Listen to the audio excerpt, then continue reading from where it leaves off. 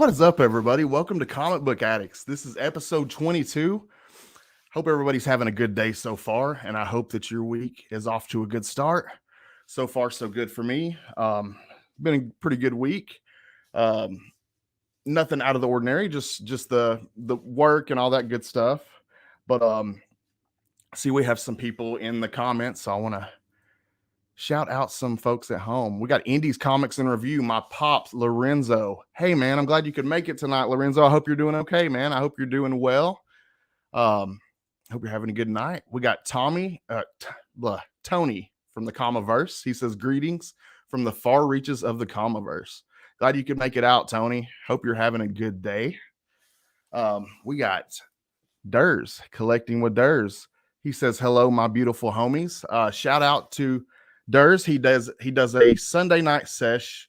It's just a live open hangout to the community. He does that every Sunday at 6 p.m. Eastern time. So if you're free on a Sunday afternoon, be sure to go check that out. Adam is an awesome guy, good friend of mine. Jimmy G, what's up, man? Glad you could make it. Jimmy G, the comic guy. Always good to see you, my friend. Glad you could make it out. Tell Wolf Wolf I said hey. We have Bryant Wilson. What's up, Brian? I hope you're doing well. Is this a different Bryant Wilson than... What's up, Bryant? I hope you're having a good day, man. Let's see, who else do we have? So I'll go ahead and jump into the comment or the comic community news, because I have a great guest this week, guys. We got a really good one. Somebody that I've wanted to talk to and just have a good chat with for a while now. And it's gonna be a really good one. But wanted to talk about the CBC Awards. Nominations are open and running through August 5th. So I wanted to be sure to mention that. I wanted to congratulate Cat Fan Comics Man for hitting 1K. He recently hit 1K subscribers on YouTube. So I wanted to say a big congratulations to him. Really awesome guy. If you've never checked out his channel, go check him out. It's a Cat Fan Comics Man over on YouTube. He does comic book content and action figure related stuff. Just a lot of comic book stuff though. But he's a really cool guy. After the show, we'll see. We got on Between the Lines. We have Phil-tastic Comics and Art. Phil is a really cool dude. It's always a good time with Geek Out with Roscoe and TM Nerdy anyways, but having Phil on the show, you know it's going to be a good one. Phil's a really good artist, and so is Roscoe, so should be a good one. I don't know what the topic's going to be, but it's going to be a lot of fun, so be sure you tune in for that. At 9:00 p.m., we have over on 22 Comics, he's doing his top 10 alternatives. So be sure to check that out. Also, we have a very good night of YouTube on Mondays. Really proud of this little block that we have going. But be sure you guys check that out. Next week for episode 23 on Comic Book Addicts, I'm going to have Rod Grimes from Picking and Punching. Rob does, besides being an awesome wrestler and kicking ass in the ring, which we'll talk to him about, he also does a lot of picking content. He does comic book content, but he does a lot of picking content as well. And as far as like content that I enjoy watching, that's probably one of my favorite things to watch. So I've always enjoyed watching his channel a lot. Let's see. We got Gene in the comment. Gene Malo. Oh, that's theirs. Where are you, Gene? Hey, Gene. I hope you're doing well, man. We have Lady Fantastic. Make sure I'm not missing. Oh, we got Brian. I'm missing quite a few people. Sorry, y'all. Frank's BS. What's up, Frank? Frank will be on 2 weeks from now. We'll be talking about collectibles, mainly like a lot of toys. He collects a lot of old school, some really cool stuff. Just wait. It's going to be a good show. Geek Out with Roscoe. What's up, dude? Anyways, let me hop over and close this. Make sure that's cut off. Tonight's guest hails from the other side of the Great Wall in the far lands of Canada. He likes Wonder Woman, but Erica is his main crush. He's a second generation collector, but the only man I know with Andrew Garfield tattooed on his body. And Mark told me to say that, by the way. One of the kindest, most generous men in the comic book community. And I've enjoyed getting to know him. He donated a slab for my 1K giveaway. He actually gave me 2 slabs, man. Who does that? That's just tells you a little bit about how generous and how nice of a guy that my guest tonight is. But without further ado, blah, help me welcome Chris, the comic vet, onto the live stream. What's up, Chris? How are you, man? Good, my man. Good. Hey, I really like that you do that community thing to start off with. I know Adam talks a little bit about it as well, but yeah, man, it's a nice little niche that you carved out for yourself. And yeah, Cat Fan Comics, man. I don't know if he's in the chat or if he's catches on the radio, but congratulations, man. He's Yeah. one of those awesome channel supporters that always seems to leave comments or hits like buttons for everything that all of us does. So Cat Fan, well deserved for 1K. Welcome to the club. Yeah, absolutely. Really good guy. I've enjoyed getting to know Cat Fan as well. Tell us about yourself, man. Where are you from? Where do you currently reside? I In case you don't know me, I am from Canada. No, I live Ontario. I grew up in Toronto. I'm from Toronto. My family's from the east coast of Canada, a small island, a small provincial island called Newfoundland. Its main export is fish. It's a fishing province. My parents migrated to Ontario looking for work in the late 60s, early 70s. They eventually met up, fell in love, and ta-da! And Awesome. flash forward a few years later, I'm here doing this. But yeah, I gotta admit, yes, I do talk about. It's just one of those talking points on my channel because let's be honest, 99.9% of everyone that's watching this or will watch this is American. Yeah.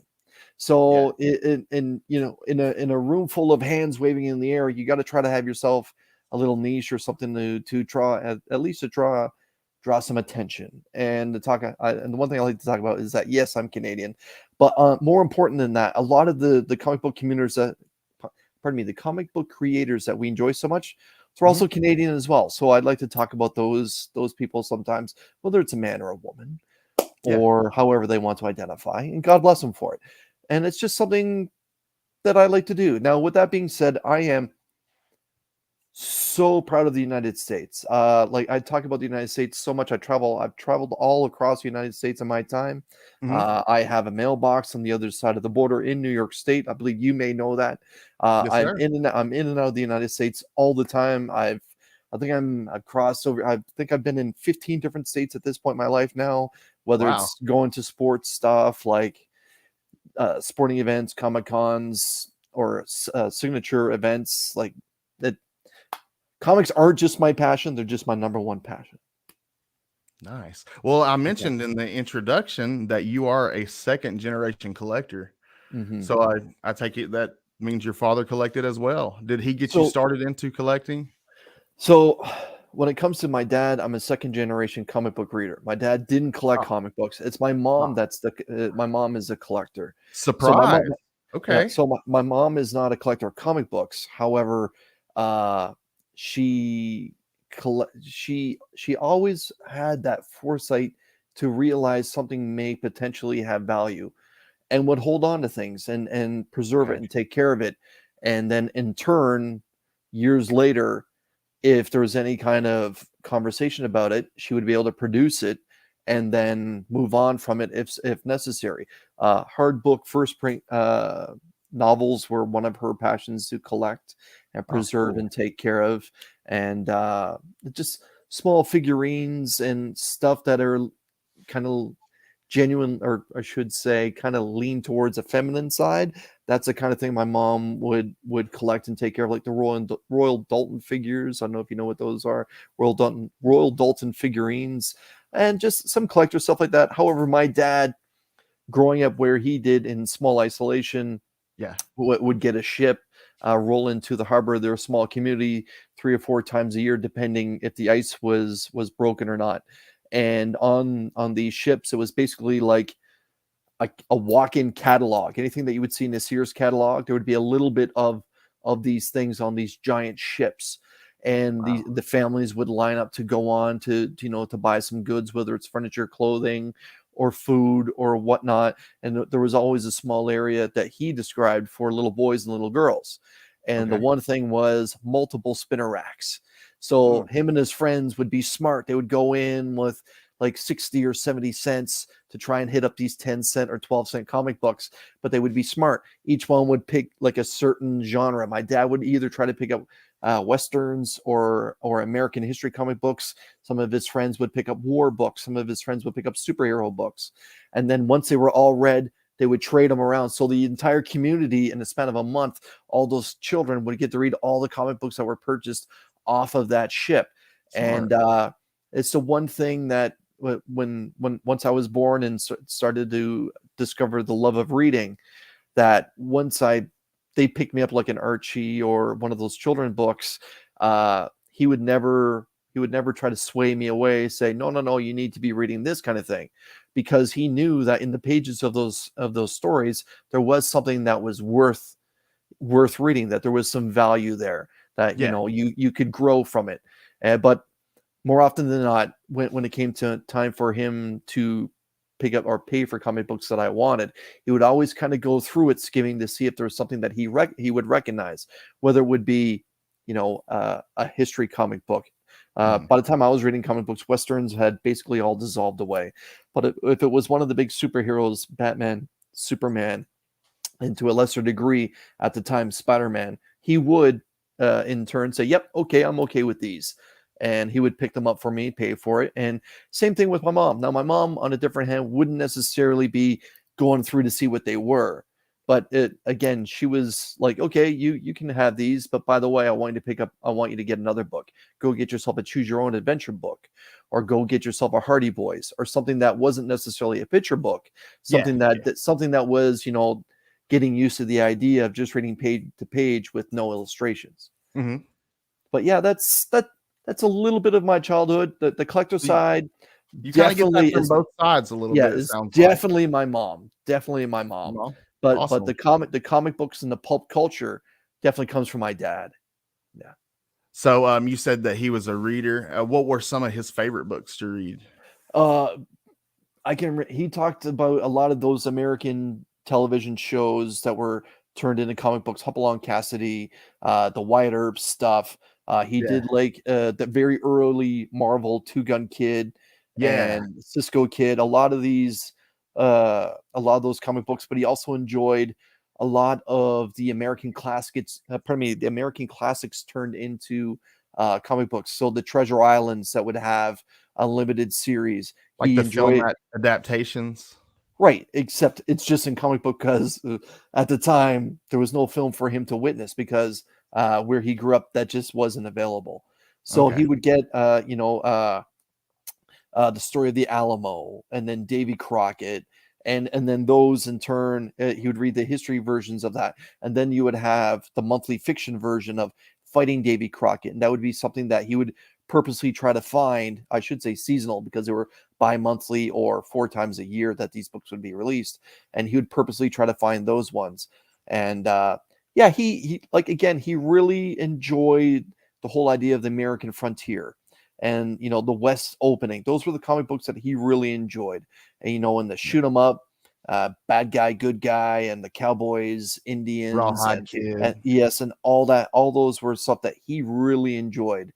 That's Now, awesome. the only stuff that I can remember him talking about when it came to superhero stuff was mostly the classic DC. Obviously, Marvel wasn't around at that time. When he was reading books, it was timely. But he really enjoyed Superman, because there is that slight Canadian connection to Superman. So he read a little bit of Superman. Batman, he didn't necessarily find relatable, but it's, to each their own. And but I can remember him talking about Superman, and then when the movie was released in '78, taking me and my mom as a fan. I think I was like 4 at the time, to go and see Superman. He thought it was a good adaptation. He liked the fact that they used Jor-El properly, because Jor-El was, the light for Superman, along with Jonathan Kent. So he always talked about that pulp culture part of his life growing up while I was a kid, and then much into my later years, when I rediscovered comic books and I talked to him a little bit about it, he would ask, well, what's happening with this character? What's happening with this character? Do any of these Westerns, are they still around? And the only one that he was very surprised to hear that was still around, at the time was from Valiant was Turok, Dinosaur Dinosaur Hunter. Hunter. Yeah. And Turok was a character that he read, and I actually have one of his books, and I got it cleaned and slabbed, an early edition of Turok. So yeah, Wow. when he found out that Turok, his response was, well, all the characters, Turok. But it was just one of those times. But yeah, So did again, you my mom. start collecting comic books yourself early on, like as a young child, or was that something that you got into a little bit later?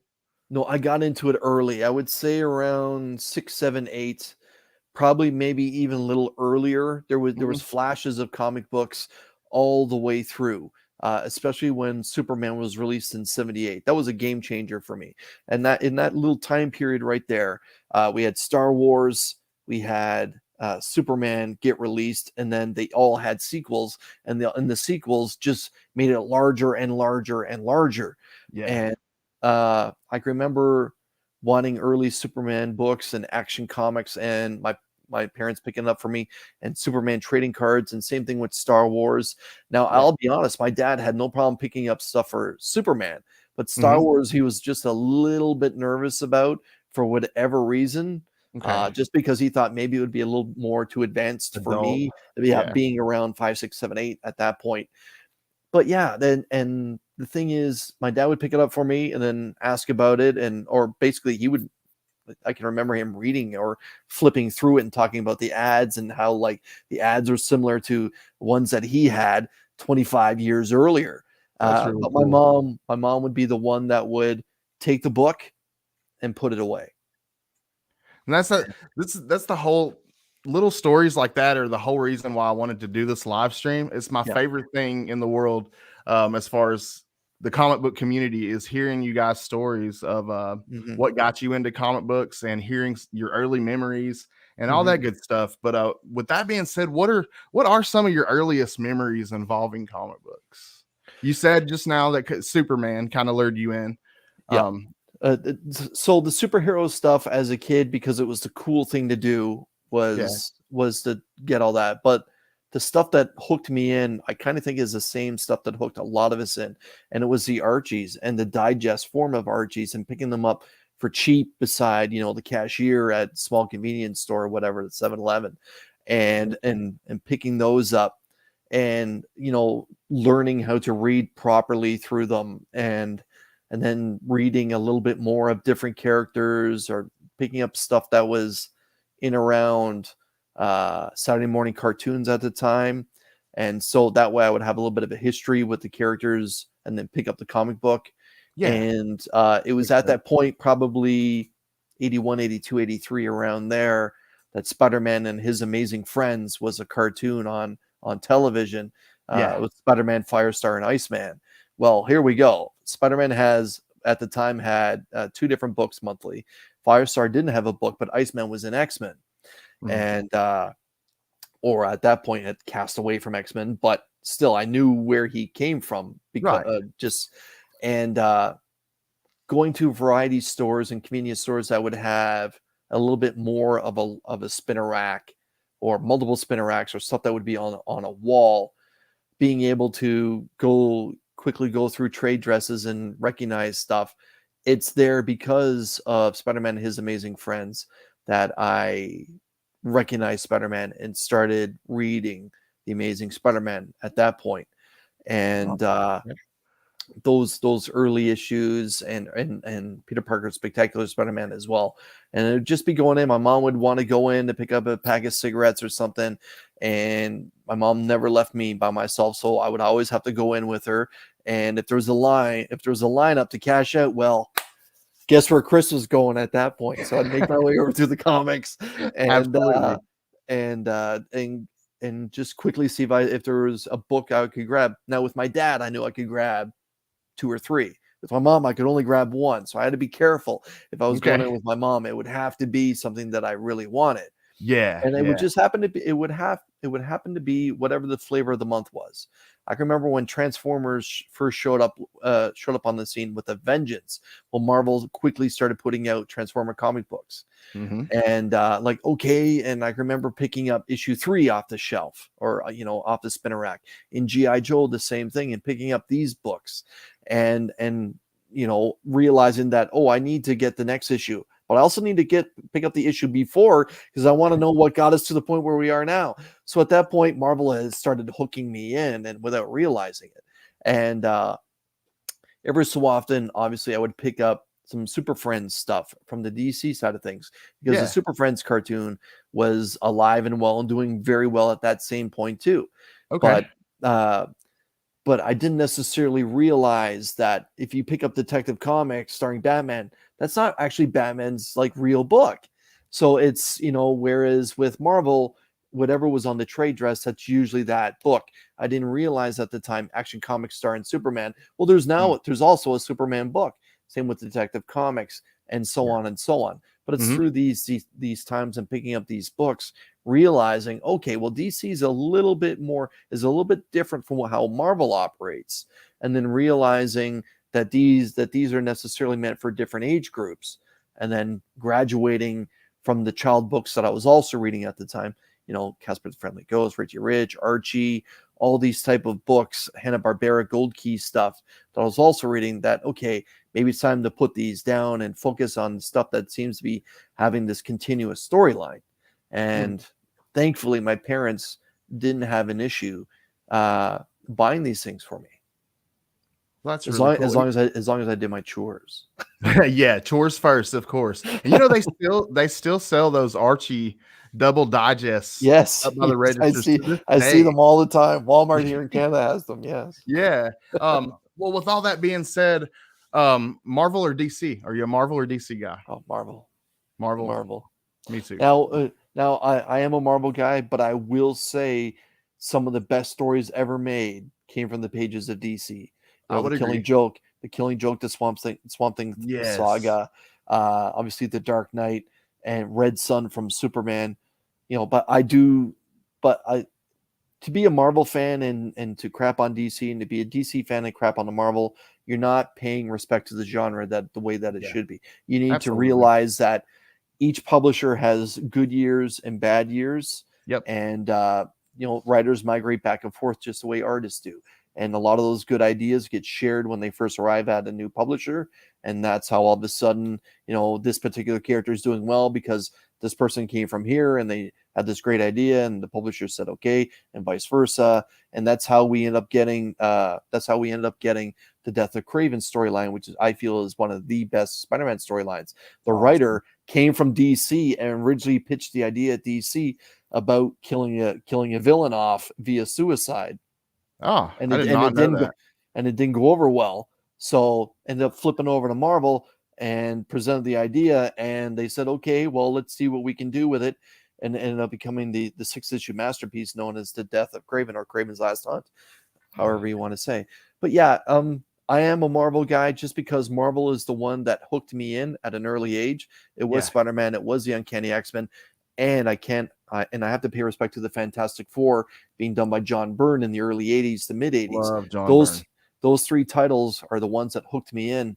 And then once I realized what was going on at DC, I did flip over and pick up a lot of DC books. And I was right in the middle of that beautiful time when Frank Miller started dealing with Batman, and Todd McFarlane had shown up at that point in DC, and The Killing Joke was just released, and Alan Moore was still doing wonderful things over there as well. Watchmen had just been concluded, and it was just a good time. And all of a sudden, artists all of a sudden started getting lifted up, and a couple of years later, we had the whole Image explosion too. So it was a great time to be into comic books. Absolutely, man. I can remember it. Yeah, I think I can't remember exactly how old I was when Image showed up on the scene, but I do remember it. I was old enough to remember, and I collected at that time. So yeah, man, I actually lived through that. Really cool. I can remember my frustrations, and I'm sure a lot of people who are hanging out are going to catch the frustrations with Image. Like, you're really caught up in, like, oh my God, these, they turn these artists into superstars. Like, let's be honest, right? Mm-hmm. And the frustration was, for me,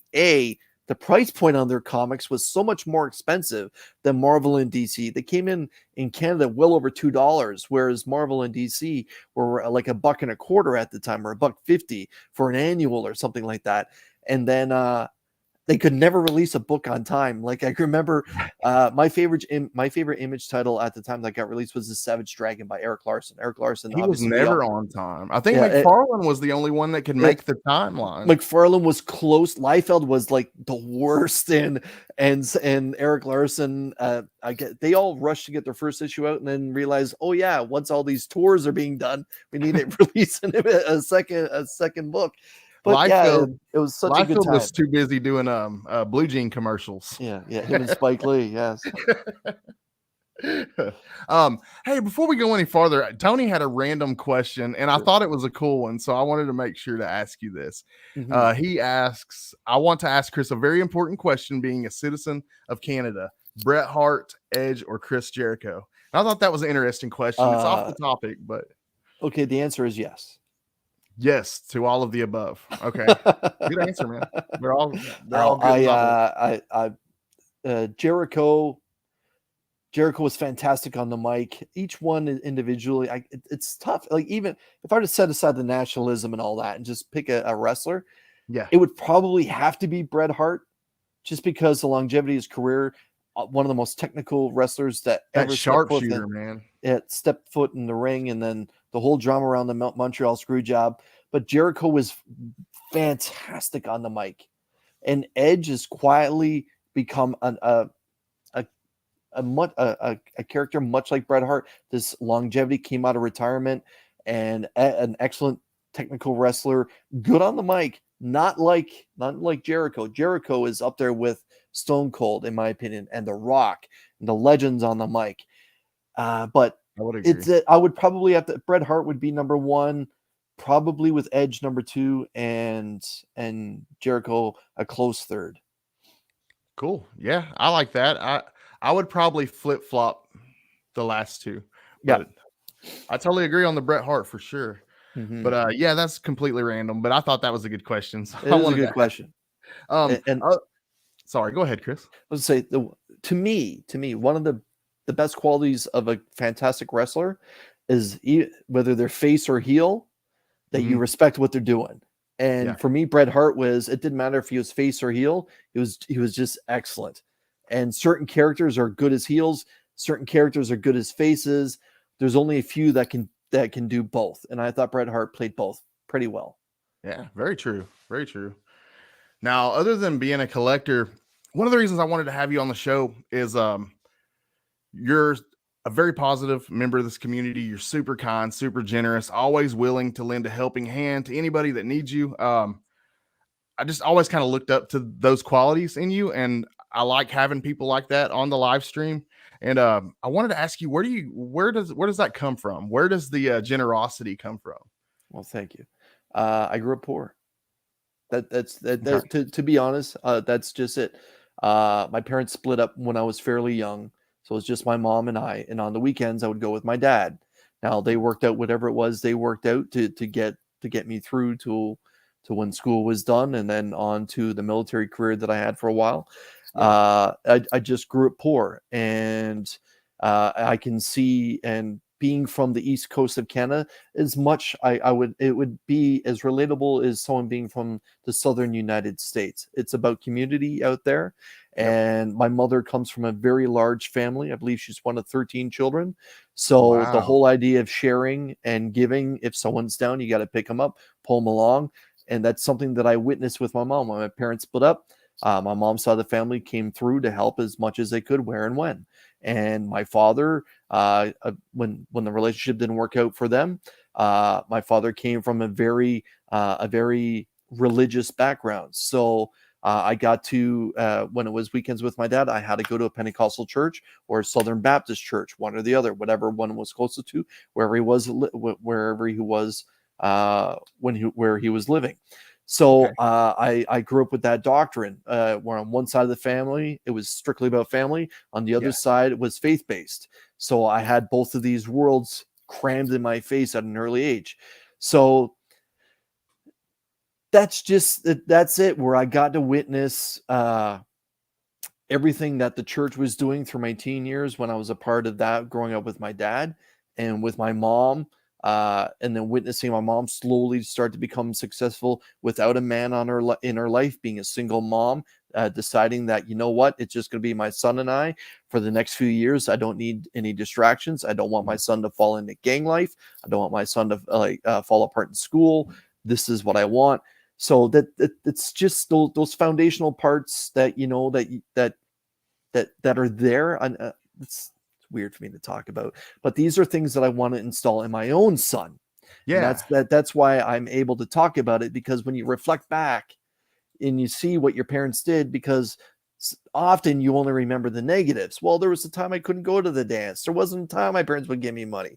I can remember the struggle that my mom did, working 2 jobs, a midnight shift job, and then staying awake and having to go do a day shift job just to make ends meet. And then when the child support showed up, well, then now there's money for clothing. Now there's money where she can take me to a movie kind of thing. Or when it was my weekend with my dad, my mom would say, he wants this, he needs this, you need to do this. So it'd be, okay, well, he wants a new Transformers toy. He needs a new pair of shoes, and he would like to go see a movie. Now, Dad, go get it done because I can't make it happen. So these are the things that were installed at an early age. So now that I'm at the point in my life where my son's now 25 years old and he's becoming an iron worker, and he's starting to slowly become successful, well, I can pull back. I can pull back from him and say, well, if you need help, all you have to do is ask. But right now, you seem to have it figured out. You have it under control. So that's exactly what my parents did with me. But when it comes to YouTube, Yeah. it was other channels that talked to me and lifted and started to bring my channel along. And it was guys like Sector 2815, one of the early guests on Only Slab in his former incarnation. And he showed a book from the late 40s, early 50s, A World's Finest, that featured Superman, Batman and Robin, and the Rawhide Kid, a cowboy character on a cover. And it took me back for that moment. I had that Ratatouille moment where I went right back in time. I remember my dad telling me that he wasn't necessarily a superhero fan, but he remembered this one book where Batman and Superman were on the cover with a cowboy that was jumping on a horse. Pardon me, it was a Cheyenne kid. And Paul from Sector 2815 showed the damn book. And I had to stop for a second, and I told the story. And I had to take a moment. And I said to Rob, I just need a minute, because when I talk about my dad, I often get emotional. He's been gone for a few years now, but Understandably so. It still hits hard. And well, sure enough, a month or two later, what does Paul from Sector 2815 do? He gifts me the damn book. Now, this book, like I said, is early 40s, pardon me, late 40s, early 50s. And I have it sitting by itself. And it was just one of those moments that blew me away. Like, this is what this community is really about. Because at first I thought it was everyone for themselves, and we're fighting to get views, and we're fighting to get subscribers with each other, and like, never mind him, look what I'm doing, never mind this person over here, look what I got now. And it's one of those moments where I'm glad to say how wrong I was. And I've said this on other people's channels. We really need each other to lift each other up to get to whatever goals, if you have a subscriber goal, to get there. But when it comes to books and collecting, we need to talk about it, because there's that rare time someone has a double. And if they know that you really want that book, hey, it's nothing on me to say, I know that you're going to hold on to this book. I know you're not going to flip it. So I'm going to take the $25 or whatever, or $10, whatever it is, to mail it to you. I'm going to give it to you. Just do me the favor. Open the book up so I can see your face when you do it. And Paul from Sector 2815, and then Remy's done it, and Nick has done it, and Rob has done it, and Mark from Legion of Comics gifted me the first Comic Vet T-shirt that was ever thought of. Mark made it, not me. And on top of it all, he threw in a Legion of Comics T-shirt, and this was years, like, I'm going to say years ago, because I've only been doing this for 2.5, it's almost 3 years now.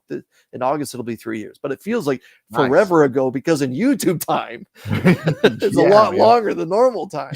But a lot of work put in. This is the one thing I can say about the community is it's just so incredibly kind, but it's generous and it's a beautiful thing. So I take a lot of pride in being a part of the community. So if I know that if there's a book that isn't shiny to me anymore, but it's Mhm. shiny to someone else, and I know that they're really going to love it, I have no problem just saying, "Here, this is for you from me, my man. It's all good." Or this is for you, sister. I hope you enjoy it. And Yeah. and that's just it, because people have done it to me, and it still is so mind blowing that the people actually pay attention to what I say or what I put out, so much so that they have some sort of thought away from YouTube to send something on their own dime and to It's do it as a gift. Outside of Christmas and birthdays and the odd Father's Day, I don't get anything. and, right. and Yeah, me and either. and and that's the truth, right? And that's the truth. So when someone sends something, it really tugs on the heartstrings. So I want Absolutely. to be involved in that. I want to pay that forward, because the community, which I thought was something else, I was entirely wrong about. So the fact that the community corrected me, I want to then pay it forward and be a Yeah. part of, send out an AOK once a season or once every couple months, aside from giveaways on monumental, uh, subscriber marks and stuff like that, or a monthly giveaway. But just to send an AOK to catch someone off guard. That's how I like to think. I just like to catch someone off guard, because that's exactly what happened to me. And I just when I see something I'm not expecting, I'm like, okay, maybe I need to turn my phone on here and record this. Is this something where someone set me up here now, or what? And And you yeah, did. Even like in my case, you had me in tears one day when you sent that package to me when I hit 1K subscribers and I opened it up. I had no idea what was going to be inside. And you donated one beautiful slab, CGC 96 the gold rose label bed, Rose Besh. yeah, God, just a beautiful slab for me to give away in my giveaway, and then gave me another slab. I was only missing one book in the Maximum Carnage, and I could never find it in good shape or for a good price. And you guys, Chris gifted me not only he didn't just gift me a raw copy, he gifted me a 9.8 CGC copy of the Maximum Carnage Part One, and I was absolutely in tears, man. And I don't know, still to this day, man. I'm looking at the book right now. It's right to my right hand side. Every time I come in this book, in this room, I see it, man. And I'm extremely grateful to have people like you in my life now. Oh, but that's the thing, man. It's the community. It's not me. It's what we do as a Yeah, plural. It's what yeah. we do. Now, I'll be honest, God, I expect you to turn around and send something to someone else that is working on something. And if you think that you got it, and if it's not shiny to you anymore, Hmm. pay it forward. Like hook someone up, whether it's a brother or a sister. Send it out there and just watch and enjoy it. The truth is that Absolutely. Rose Besh was a Frankie's Comics signing at C2E2. Had the opportunity to meet her. She signed it for me. I said to her how much I expect. I expressed how much I enjoyed her art style. That I felt it Yeah, was very bright and fresh and vibrant. And I hope she's that she amazing. continues doing this. And she said thank you. And we did a little fist bump because it was still in the middle of COVID. And I'm good with that. The book came back. I am a Wonder Woman fan. But when the thing is, when I start to see people get close to 1,000, if I can help, I like to try and donate something, especially if I'm not necessarily going to be available to go in their live stream. But that's something else this community does that's beautiful. You know, I had giveaways for 500 subscribers, 6, 7, 8, 9, and right to 1,000, and people always were messaging me, "Hey, can I come on your live stream? I'd love to get something away." And Hmm. that was just mind blowing. So Yeah, this is just me really paying cool. that forward to you, my man. The Maximum Carnage book, I got that for a hell of a deal before it exploded during COVID. That book was nothing at one point, and I picked it up off eBay for a fantastic price. Yeah, And then, like 2 weeks later, boom, it went through the roof. And I'm like, Yeah. oh, that's cool. That's great. And then I decided, you know what? I need to prune down some of my Spider-Man stuff. Heaven forbid I ever repeat those words again. But I needed to prune down some stuff. And then I remembered when I looked at that book. Now, wait a minute. There's a kid that said something somewhere about this book. Yeah. I got it. It's Scott Yvonne. So and I'm like, Yes. all right. So then And you thought of me, and that meant and so that's it. much, man. And that's just it. Track down your address, package it up, cross the bloody border, and ship it off. So that's all it is. But the thing is, man, it's what we do collectively as a group, as a community. It's what we do.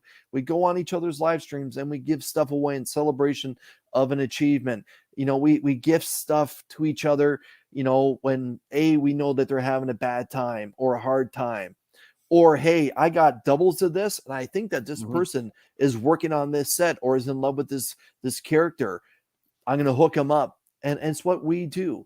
And, you know, a perfect example, I can see Izzy's hanging out in the chat. I knew that Izzy was at Fan Expo Philadelphia a little while ago. Well, Raza released a beautiful Wonder Woman cover last month where there's a golden light coming from behind her, and she's looking at her bracelets like this. And I thought, man, this is a cover of the year candidate. Yep. Well, bloody Fan Expo Philadelphia goes and releases a foil convention exclusive. So I reached out to Izzy. Hey, man, if you're still at the Philadelphia show, if they have any of those books, do you think you can grab one for me? I'll send you the money. And Izzy's like, yep, Chris, no problem. Boom, done, taken care of. That's what the community is. It's what we do for each other. And it's one thing I'm so glad I got wrong. It's one thing I'm glad I got wrong about the community is that I thought we were all in it for ourselves, and I was wrong. We're in it to help each other. And what else can you say? That's exactly what comic books are meant to be, just to bring people together. Absolutely. Absolutely. Now, I want to talk about your channel a little bit, man, while we still have some time. Now, I know you've explained this probably a million times, but I just want to go through it just in case somebody at home doesn't know. Where does the comic vet come from? Where did you get that? So DJ Links was taken. So there's nothing I could do about that. Right. So yeah, for everyone that's watching, my real name is David Johnson Links, but no. David Johnson Links. So when I decided that I was going to take a step forward and do this thing on YouTube, it's one of the most difficult things to do, at least at what I thought was to come up with a bloody name or a handle. And I thought, okay, well, let me type in Chris. Well, that turned up like 2 million channels. Well, that's not going to work. And I thought, okay, do I want to put the word Canadian into this? And I thought, no, just because of my passion for the United States, I will talk about being a Canadian, but I don't want that in my handle just because of how much I respect and love the United States. I don't want to separate myself that way. I want to talk about Canada, but on the flip side, I always try to talk about the United States as well, and always in a positive light. So I decided, okay, well, I'm a second generation comic book reader. How can I play into that a little bit? Because not everyone's parents were into comic books, which is fine. Yeah. How can I play into this? Okay, well, at the time when I started my channel, I was 46. I'm 48 today. I'll be 49 in September. All right, so I've got a few years under my belt when it comes to reading comic books, because I've been reading comic books since 5, 6, 7, 8, somewhere around there. Okay, so I'm a little bit of a veteran when it comes to reading books. I can remember stories from the late 70s and early 80s that I read. I can talk about comic book stories. It's in fact one of the passions that I have. Mm-hmm. How can I play into that? Okay, now I want to put comic into there. All right. Well, since I've been reading it for a while, how can I play into it?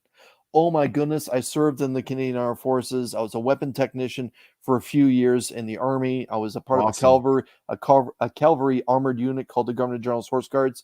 They have a lot of history when it comes to the Korean War and peacekeeping and peacemaking that Canada's been involved with ever since. So, all right, I'm going to play into the fact that I'm a veteran by way of military service, and the fact that I've been reading comic books for a long time. Hey, Makes sense. what about the comic veteran? It's too many syllables. Let's shorten that up a little bit. So that's literally what I thought. It's just too many syllables there. Why don't we just go with the comic vet? There we go. 4 syllables, good enough. And I put it out that way, and it was all good. It was all good until Taylor Winters said, "Are you a veterinarian?" I'm like, God damn it! I was gonna ask you if anyone ever asked So about yeah, their dogs. there's an ongoing joke with a few members. Lee from Whack Comics, obviously TW does it. A couple others just say, "You veterinarian? Like, do you love animals?" And Shout my out to best those guys. and yes, I am an animal lover. I do not have any animals though. My son's all grown up, so I don't want anyone that keeps me at home on the weekends. If I want to travel down into Ohio or down into Kentucky to Florence, y'all, and cross the Ohio River and all that, if I'm gonna do it in the weekend, you can't do it when little doggy's back at the house, right? So that's just me. And Izzy, I see. Can you check on rats? You know, I saw that that New York City's hiring people at 80 grand a year to come kill rats or whatever. I actually thought about that. I actually strongly thought, like, would New York City actually give a Canadian a job and a visa to come down to attempt to help with the rat problem? But Good just question. because I love New York City massively, I think if you were to capitalize any city for the entire planet Earth, it's New York City that you call capital, in my opinion. And but yeah, that's it. The comic vet was just, it's something that I thought of. It wasn't like this big grand, thought process. It was just a couple minutes where I typed in Chris and I saw that was not going to work. I typed in Canadian, then I just removed that because I didn't want to separate myself from my passion for the United States.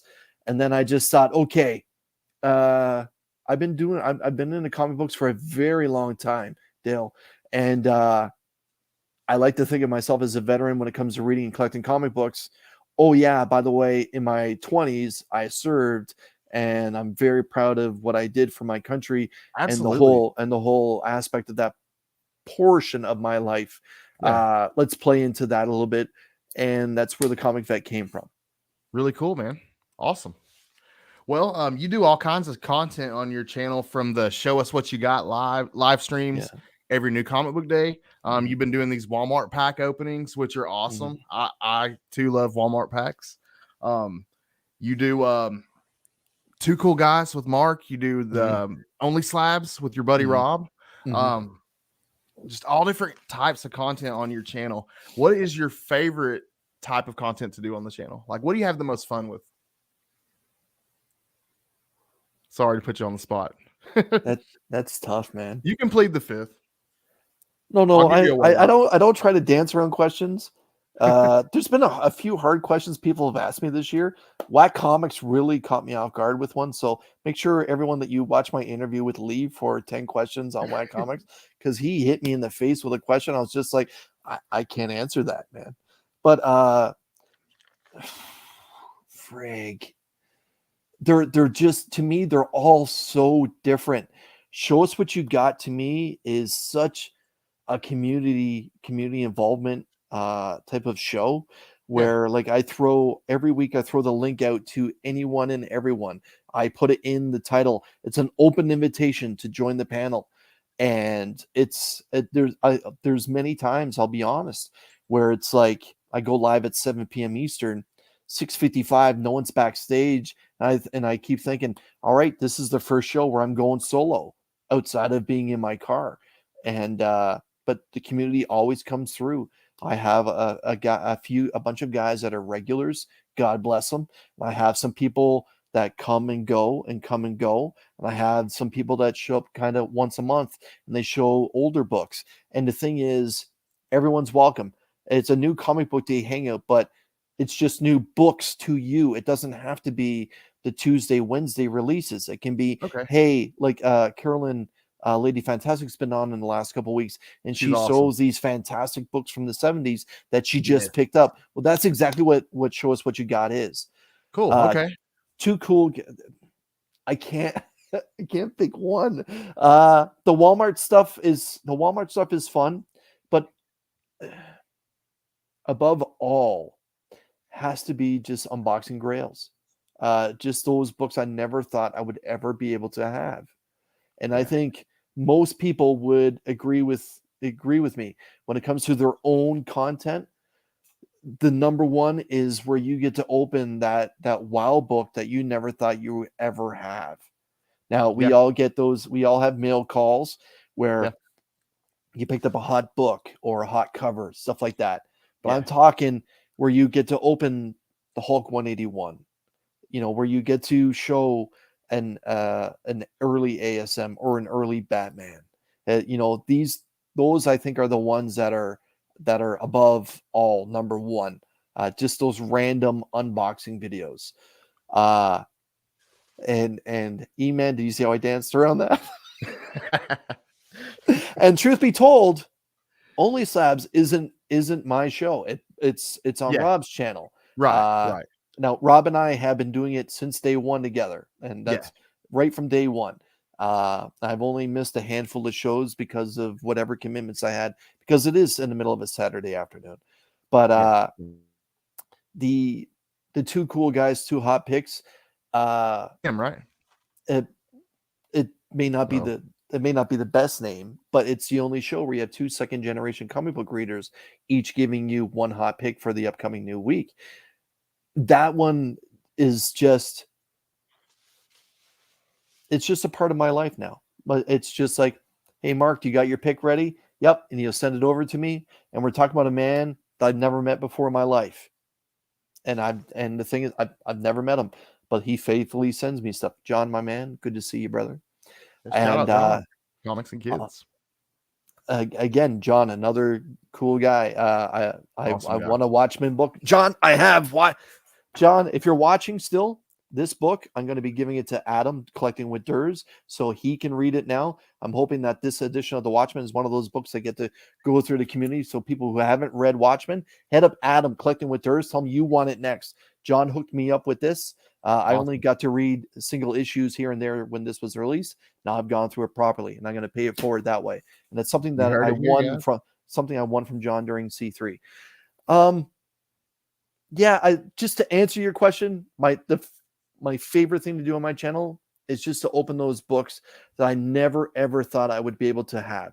Not necessarily because they're expensive, just because they meant something to me at a certain point in my life, like a Todd McFarlane autograph. I never thought I would be able to open one, but I Yeah. have. The first appearance of Craven.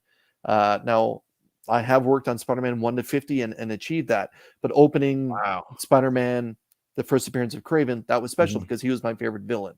Yeah. Things like It that, would be those special. those those grails, followed closely by AOKs, and then into the recurring shows and stuff like that.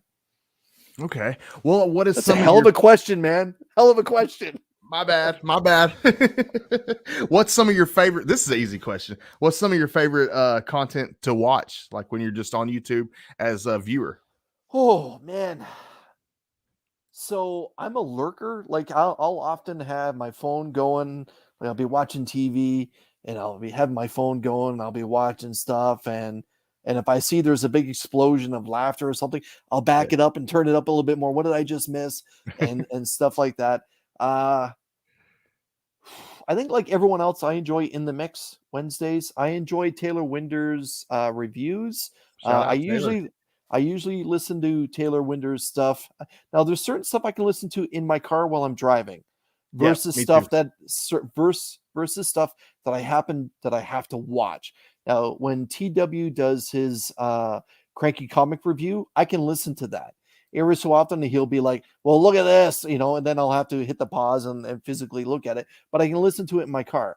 And Breakfast with Brian is another one that I enjoy, and just because I like to crash that one. uh Yeah. I enjoy John's Comics with Kids as well, especially when he has his daughters on. Yeah, that's uh funny. Really yeah, funny. but the thing is, there's just i often I often just hit the live button on my phone to see who's live, and I'll watch that. And first thing in the morning, when I'm on my way into work, I'll open up my phone and whatever the top 2 or 3 things are on my feed there, I'll hit play. And if Yeah. I can listen to it my phone, I'll carry it on. If not, I'll flag it. Obviously, I'll hit the like button and do everything that that we need to do.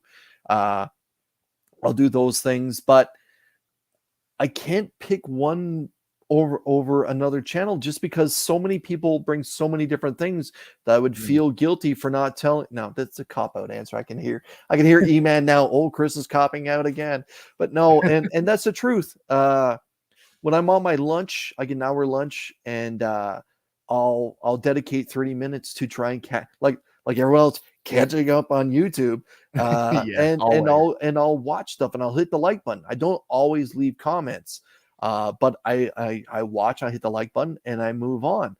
And there's unboxings that I watch, and especially ones where unboxings that I participate in, or if there's stuff where it's mail calls for vendors that I genuinely purchase books from.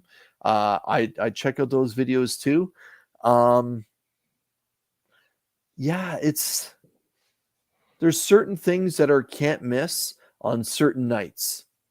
That the Monday night crew, I'll pop in, I'll listen to your startup, and I'll pop in again, and I'll listen to a few questions, and then again, after 8 o'clock, and then 9 o'clock, and the same thing with Tuesdays. Yeah. Wednesdays myself, I'll go live, and then afterwards I'll pop into Andy's stuff, and then I'll pop on to Sector 2815 for his game show, and same with Thursdays. But like everyone else, you do have to have a life outside of YouTube. Yeah, Imagine. man. But like there are shows and sporting events that I am a hardcore football fan, and Who's your there's team? there's the Buffalo Bills, and there's Okay. and Ohio State, but there's also other things going on that take up your time. Often my son calls me once a day, and we'll sit down and we'll talk for 20 minutes, and he'll tell me about his day and vice versa, Good. or That's good, whatever, man. and try and catch up that way. And so you do what you can, but I'll be honest. When I'm on my way to work in the morning, I open up my YouTube feed, and I don't listen. I listen to the weather report on talk radio, and then I open up my YouTube, and my top 3 feeds are usually the ones that I go through for my drive. And on my lunch, unless it's a Friday, because that's when I'm watching the community hangout on Legion Comics at that point, because I start work at 5 o'clock in the morning, so my lunch is usually from 9 till 10 a.m. So Okay. Mark is usually live at that point, so I'm watching that. But like I'll watch some of right there DV. You just had DVH up there. Especially when he has his family on. To me, that's can't miss stuff. I enjoy Absolutely, it. man. And that not to say when DVH is singular, that's not stuff you shouldn't watch. But when he has his family there, that's just that's a stuff where it's totally like unscripted, and you're just like, oh, is this going to be a train wreck, or is this going to be hilarious? Yeah. So, and Yeah. that's what I feel with John too. Like when John has his girls on, it's the same thing. Like, is Mhm. this going to be hilarious, or is this going to be informative? And Yep. 9 times out of 10, it's both. So there's Yep. certain things that I really enjoy, and often what I'm finding is I'm going through people's shorts. So lately I've been on a shorts kick, where I'll start with one, and often yourself or Durs has something that's there, and I'll go through it, hit the like button. Next thing I know, 20 minutes later, I'm down to a wormhole leading me into the Beatles. So I don't know how I got there, but I got there. Yeah. And that's the stuff that I've been enjoying on YouTube a lot lately. But there's certain can't miss stuff for each day of the week that I try and pay respect to. And I think that's about it. Other than whatever my top 3 stuff is in the morning, I'll listen to on my way home from work. That's where I try and catch up on the news of the world, whether it's both Canadian and American news. That's what I listen to. And then when I come home, got to try and decompress and shake the day off and have a meal. And then 7 o'clock, okay, who's going live? And that's usually my thought process. Oh, and Gary B as well. Gary produces a lot of can't miss Shout stuff. out Gary B. Awesome. Yeah. Yeah, I love Gary B. Awesome guy. Well, you've been doing a lot of the Walmart pack openings here lately. What else you got coming up on the channel? What's today's date? The 12th. Okay, so I got Yes. another. My God, 18 episodes, another 18 Walmart packs of DC packs I'm opening for the rest They've of been this month. fun though. Yeah, I've had fun. and the one thing that I enjoy about the Walmart packs that I discovered early is I need to do like an eBay value. Like, okay, so I paid this much in Yeah. American dollars. This is what I paid in American Okay. versus what they're worth on eBay. And so far, with these DC packs I've been opening one pack per day for the entire month of June, every single pack there's been more value than what it cost me in American funds. Now I had one pack was just a few a few cents more, but still Oh, I've been in the black every time. And if you nice. notice, everyone, if you do happen to check out one of these videos, you'll Yeah, I've been notice watching. that I put like a little counter down around here, and I started off in the red. So once it crosses into the black, you know that I may, if I ever want to let those books back, let those books go, that there's more value than what I paid. And yeah, so those obviously the standard stuff. Every Wednesday I go live around 7 o'clock. Show us what you got. The live new comic book day hangout. It's an open invitation. Everyone that's watching, and yourself, Scott. Open invitation. Just ask for the link. Just try and ask me before I go live, because once I go live, I Yeah. generally I'm not on Chaos. Instagram. Yeah. But if I do miss it, I always bring those people into a chat where I do faithfully drop the link to the show beforehand, and so that's happening every Wednesday. I try to do something different, usually for a Thursday, Friday, whether it's a normal type of Walmart where I open a Walmart opening where I open a Marvel or DC. Right now, this month is just going to be DC. I've had other people in comments say, "Well, are you going to do a month of Marvel?" And I thought to myself, "Oh my God, this is so much work. Like, do I want to do this again?" But A lot of money too. it's a good idea. I may consider doing that. But I do want to start doing a few more mail call videos. I do have a large stack of stuff that I haven't opened that I've been saving. I do have ideas for other stuff I do want to do on my channel. Something I'm in the process of putting together right now are what I feel the 10 essential Spider-Man stories that are not just single issues. Okay. From rank them from 1 to 10 in importance to the history of the character. That's something that I've been quietly working on to try to put together. Interesting. Most Sundays, it's Too Cool Guys, Too Hot Picks, where Mark and myself just give one pick that we think you may want to consider picking up for a new comic book day, Tuesday, Wednesday. Yep. And whenever I have a mystery box, I always save that for a Monday. Okay. Chop, Chop is one of those faithful YouTubers I love that Chop. Awesome that guy. everyone, when it comes to the comic book community awards, Brian has out there category best YouTube supporter. Yeah. Please, everyone has those faithful people that come on their channel that always leave a comment. For me, it seems to be Les Crucius, Trev the Shipping Guru, Catfan Comics Man, and Chop and Drop. Please, everyone, when you go to consider putting someone in, think of those four wonderful comic book community supporters. Chop has been there for me for a very long time, as Catfan and Les Crucius and Trev the Shipping Guru, and I feel like I'm missing Great other guy. people as well. But those ones have been there for, I feel like, almost since day one, especially for me. And Chop is one of those guys. So Chop, thanks for hanging out here tonight. And I'm sure Thanks, he's already Chop. slapped that like button already. As everyone else, make sure you please hit that like button here for Scotty tonight. But yeah, Thanks, guys.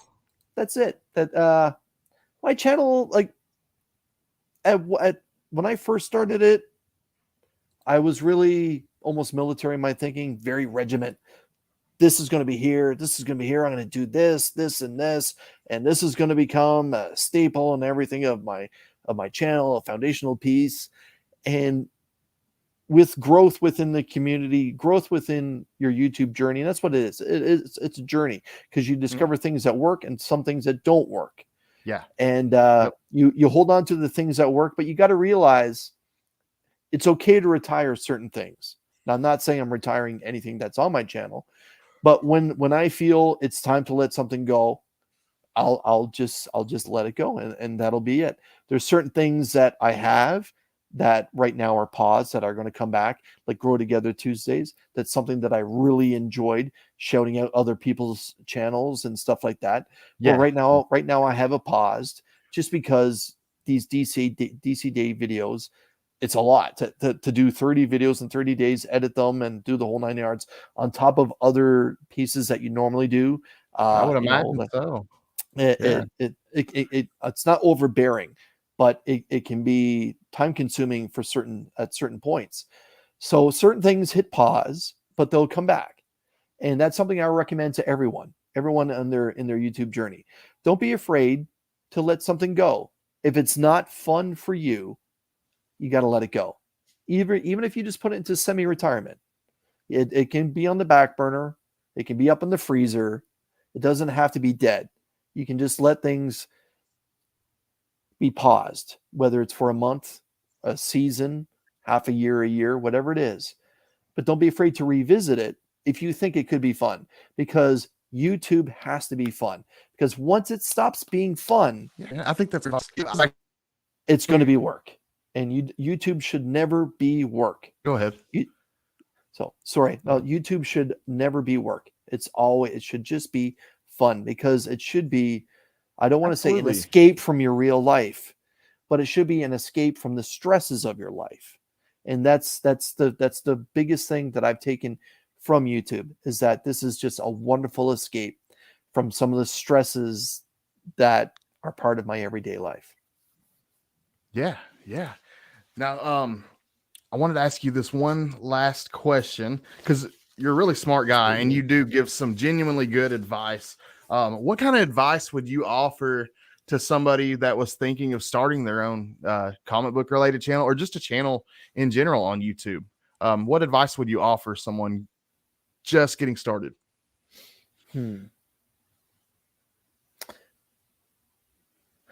Don't be afraid not to have the camera on your face. I started that way. The camera was not facing me for the first videos that I did. It's only when I discovered the courage to turn the camera around and show my face on the camera. Now, some people may think, well, that's absolutely silly. Now, I don't suffer from stage fright or anything like that, but I was very nervous in the whole idea of YouTube, not necessarily talking about comic books, but just the whole idea of putting myself out there on the internet. Yeah. And my advice is take baby steps. Don't be like, you don't need to hit the ground running. Don't be a Mr. Beast. There's already a Mr. Beast. There's already a DJ Lynx. There's already everyone that you enjoy. They already found their own niche. Find your own niche. Talk about what you think you know. Talk about what you think you know. If you want to talk about poker, get out there and talk about your experiences playing poker. If you want to talk about comic books or trading cards or anything that's pulp culture related, talk about that. Don't be afraid to cast a wide net when you're trying to figure out what you want to do with your YouTube channel.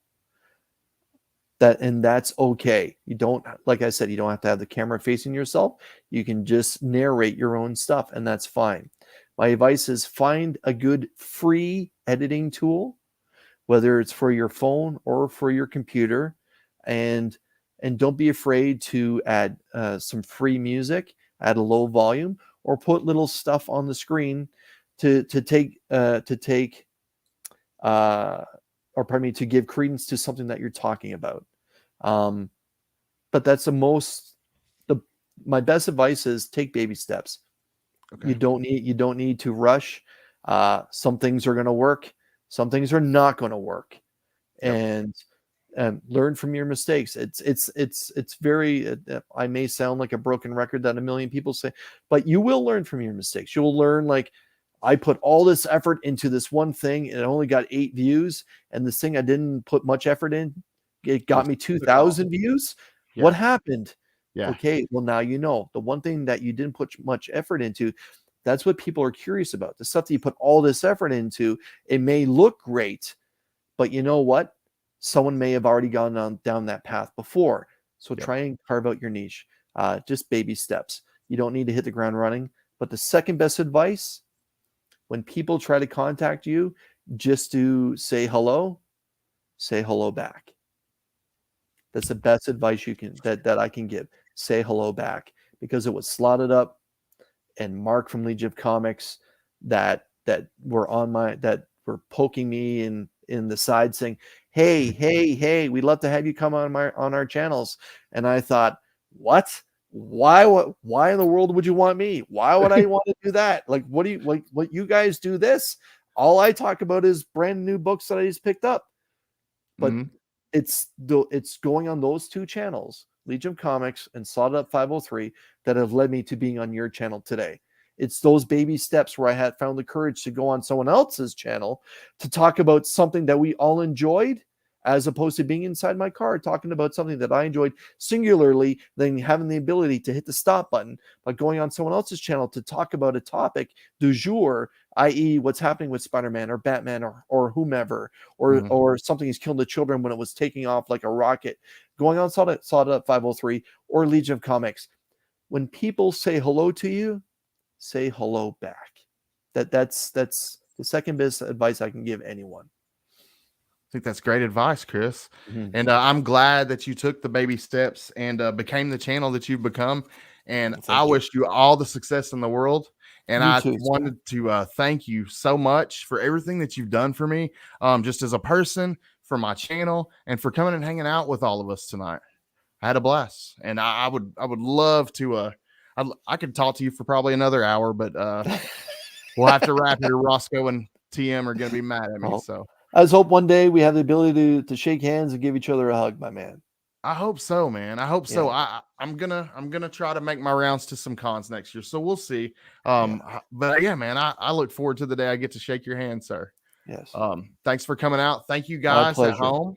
Yeah. Thank you guys at home for hanging out with us this whole time.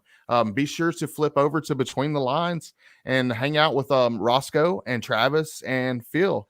I'm sure they're over there laughing it up, having a good time right now. And then we got TM 22 Comics at 9 p.m. So be sure to flip over and check him out too. See you guys later. Y'all have a good night.